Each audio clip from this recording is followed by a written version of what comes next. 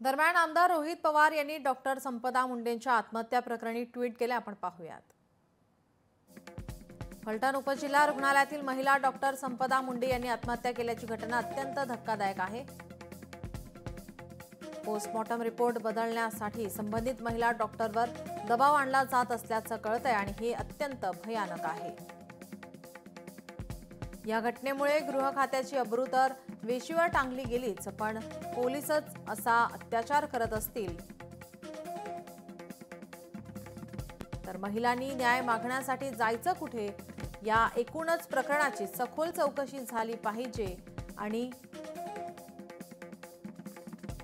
जनतेचे रक्षक असूनही भक्षक बनलेल्यांवर आता गुन्हा दाखल होऊन कठोर कारवाई झाली पाहिजे, असं रोहित पवार यांनी आपल्या ट्विटमध्ये म्हटलंय.